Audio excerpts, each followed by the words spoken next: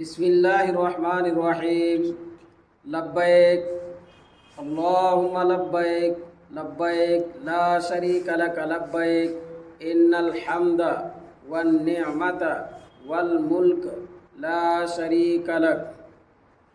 معزز سامعین اور بزرگان دین، عزیز ساتھیوں، ہم سب سمجھ گئے ہوں گے کہ یہ جو دعا ہم نے پڑھی ہے یہ دعا کب پڑھی جاتی ہے۔ آج جو مہینہ چل رہا ہے اس وقت وہ شوال المکرم کا مہینہ ہے۔ شوال المکرم کا مہینہ اور ذی القعدہ کا مہینہ اور ذی الحجہ کا مہینہ، یہ تینوں مہینے حج کے مہینے کہلاتے ہیں۔ اس مہینے میں کعبۃ اللہ شریف میں جا کر کے لوگ حج کرتے ہیں، اور صرف سعودی عرب کے لوگ نہیں بلکہ پوری دنیا کے لوگوں کے لیے وہ خانہ کعبہ ہے، تو پوری دنیا کے لوگ وہاں حج کرنے کے لیے آتے ہیں۔ اور سب سے پوائنٹ کی بات یہ ہے کہ یہ وہاں جو حج کرنے جاتے ہیں اور حج سے واپس آتے ہیں تو وہ ایسا ہے جیسا کہ نبی کریم صلی اللہ علیہ وسلم نے فرمایا کہ آج ہی اس کی ماں نے اس کو جنا ہے، بالکل گناہوں سے پاک صاف ہو جاتا ہے۔ اور کیوں نہ ہو، جبکہ نبی کریم صلی اللہ علیہ وسلم کا ارشاد ہے کہ جو حجر اسود ہے یہ پہلے حجر ابیض تھا، آج یہ حجر اسود ہو گیا ہے۔ کیوں ہوا؟ انسانوں کو ہاتھ لگانے کی وجہ سے حجر اسود کو بوسہ لیا کرتے تھے انسان، اور آج بھی وہ سسٹم ہے۔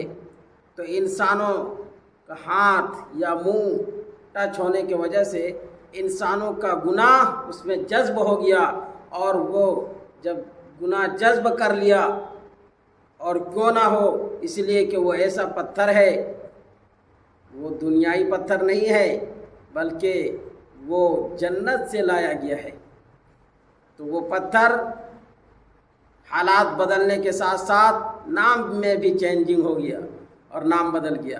پہلے حجر ابیض تھا، اب حجر اسود ہو گیا۔ آج ہی لوگ حج کرنے جاتے ہیں۔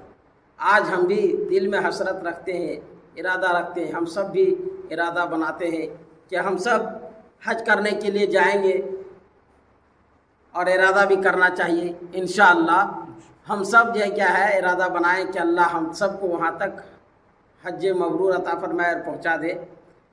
بہرحال آج کے تاریخ میں جن کو نصیب ہو گیا، جو پہنچ گیا، وہ حج کر کے آ جاتا ہے۔ لیکن اس بات کو یاد رہے، حضرت علی رضی اللہ تعالیٰ عنہ روایت کرتے ہیں اور کہتے ہیں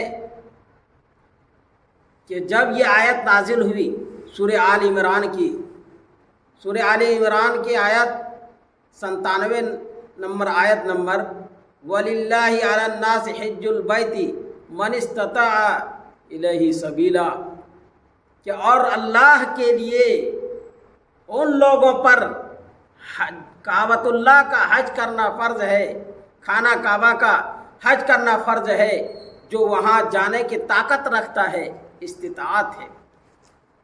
یہ آیت جب نازل ہوئی تو صحابہ کرام نے، لوگوں نے کہا کہ یا رسول اللہ، سال میں ایک مرتبہ حج فرض ہے، تو آپ صلی اللہ علیہ وسلم خاموش رہے۔ پھر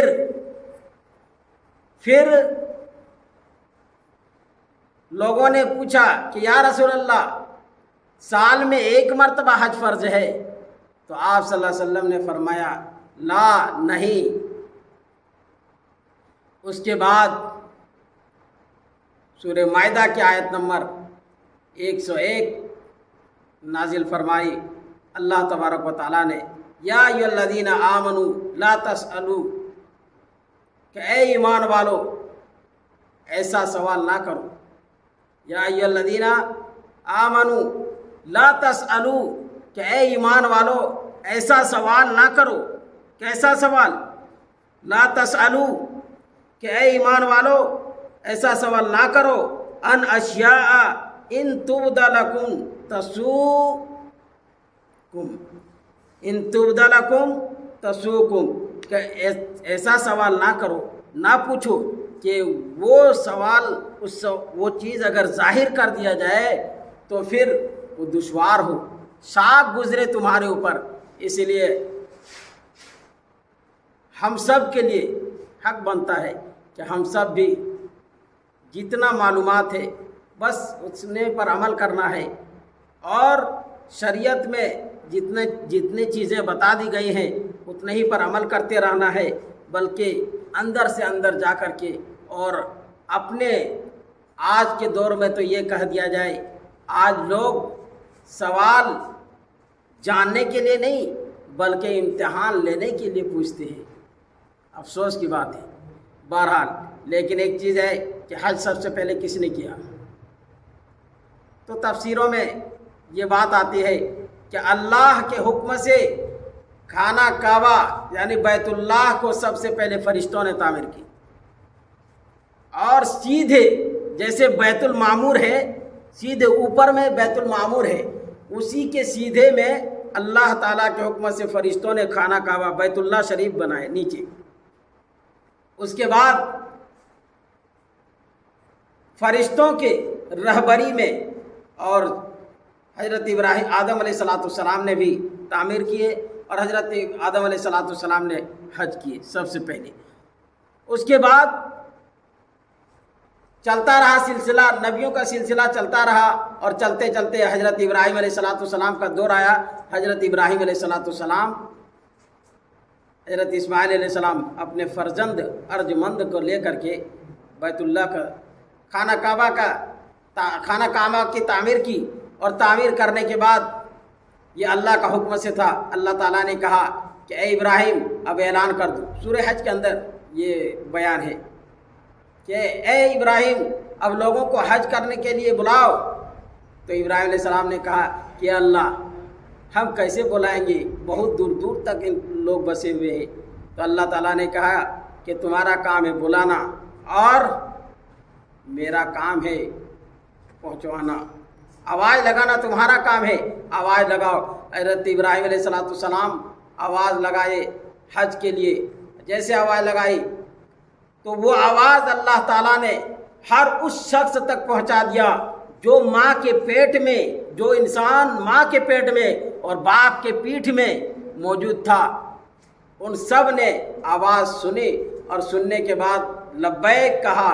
تو جس نے جتنی مرتبہ لبیک کہا اتنی مرتبہ دنیا کے اندر اللہ تعالیٰ اس کو حج کی توفیق عطا فرما دیتے ہیں. یہ حدیث پاک اور یہ تفسیر کی کتابوں میں موجود ہے. تو بہرحال دعا ہم سب کریں، اور حج کرنے کے بعد انسان کو چاہیے کہ وہاں جا کر کے روئے گڑ گڑائے، اور پھر ایسا بدل جائے کہ پھر آنے کے بعد حاجی جسے کہا جاتا ہے اس طرح زندگی گزارے. آج ہم سب دیکھ رہے ہیں کہ ایک عام آدمی ہے اور ایک پڑھے ہوئے ہیں. پڑھے ہوئے اور عام آدمی برابر نہیں ہو سکتا. جہنمی آدمی اور جنتی آدمی برابر نہیں ہو سکتے. اسی لیے ضرورت ہے اس بات کی کہ ہم سب جو بیان سنیں گے دلوں میں بٹھانے کی کوشش کریں گے. دل میں جب بیٹھ جائے گا تو پھر فکر جب گھس جائے گا تو پھر زندگی گزارنا بھی آسان ہو جائے گا. اور آخر میں یہ بات عرض کر دیتا ہوں کہ بیان اور تقریر کرنا کوئی مقصود نہیں ہوتا ہے. اصل مقصود ہوتا ہے کہ قال اللہ اور قال الرسول کی بات کو کیسے لوگوں تک پہنچا دیں اور پہنچ جائے. اس کے لیے ہم سب یہ کیا ہے محنت اور جستجو میں لگے رہیں، اور ہر ایک انسان ہر فرد اس بات کی کوشش کرے کہ کوئی بھی دین کی بات، چاہے قرآن کریم کی ایک آیت ہو، چاہے احادیث مبارکہ کا ایک ٹکڑا ہو، کوئی بھی بات جیسے دماغ میں آئے، جیسے کہیں سے سیکھنے کو ملے فوراً اس کو دوسروں تک پہنچانے کے تڑپ اور کوشش میں لگے رہے. اسی کو آج کے دور میں یہ کہا جاتا ہے کہ شیئر کر دینا، کہ شیئر کیا جاتا ہے تاکہ لوگ باتوں کو سن کر کے، اللہ اور رسول کے باتوں کو سن کر کے عمل کر لے. تو وہ تو عمل کر لیں گے، ان کی زندگی بن جائے گی اور آپ کی زندگی بن جائے گی. اس لیے کہ اللہ تبارک و تعالیٰ نے نیک کام کرنے کا حکم دیا ہے اور نیک کام کرنے والوں کو مدد کرنے کا حکم دیا ہے. تعاونوا علی البر والتقوی ولا تعاونوا علی الاثم والعدوان، کہ نیک کاموں میں مدد کیا کرو اور پرہیزگاری، اور برے کاموں سے رکے رہو، بچے رہو، خود بھی بچے رہو، دوسروں کو بھی بچاتے رہو.